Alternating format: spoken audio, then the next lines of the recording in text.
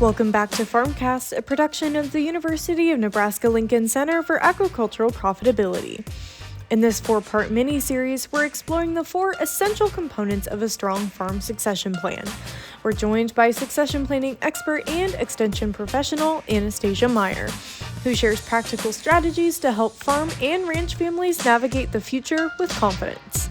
In today's episode, we're focusing on transition planning, the process of intentionally preparing for the transfer of management, labor, and financial responsibilities from one generation to the next.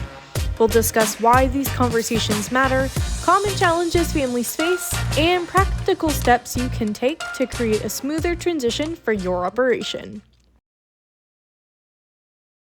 Let's talk about succession planning, right? What does this look like? What is succession planning? Well, succession planning is how do you transfer your business onto the next generation, right? So we break this down into 3 different areas. We have labor, we have management, and we have ownership.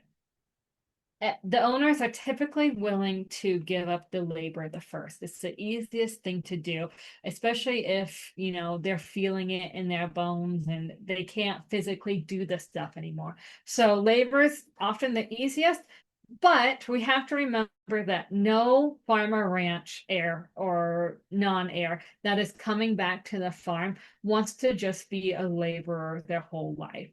That's usually when we're seeing disagreements among family that they want to start making those decisions. And so how do I work them into the next tier, the management tier?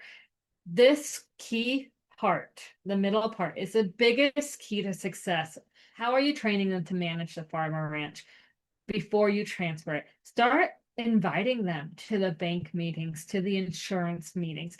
Start training them on how do you make these decisions, right? Start them off small when maybe we're talking about tens of thousands of dollars in decisions, whether it's buying bulls or your seed selection, before you pass away and now they have ownership and they're making hundreds of thousands of dollars decisions, right? So this management is what we really need to focus on in a transition plan of how do we train the next generation to take over management. It's overwhelming when landowners pass on, the heirs inherit, and they've had no management experience. This is often overwhelming, and this kind of decides when some people are going to sell their ground because they can't manage it. So that before we go into ownership, let's focus on the management aspect. So like I said, invite them to those meetings, answer those questions of, well, why did you do this? Why did we do this? It's really simple to say, well, that's just because, like, that's just the way it is, right? We don't want to always explain ourselves. But if we're passing on a farm or ranch, we have to be able to say why we are making these decisions and how they affect the farm or ranch operation overall. Again, we talked about death, disability, divorce, bankruptcy, but those could happen tomorrow. They could happen 10, 20 years from now. So let's start these management processing and training now in case something does happen. And then also tell them what structures or agreements do we have in place. So if they're coming back, you need to have a position description for them. But what does your operation agreements look like? Are you in an LLC, entity agreements? Where are your leases at? What do your leases say? Are there any buy-sell trade agreements?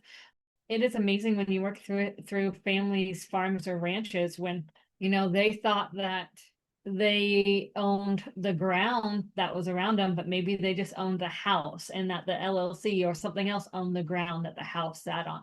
So those small nuances of farms, and every farm has those nuances, make sure that you're training the next generation to take them over. Thank you for listening to another episode of FARMcast, a production of the University of Nebraska-Lincoln Center for Agricultural Profitability. For more information on succession planning or the Nebraska Land Link program, visit CAP's website at cap.unl.edu.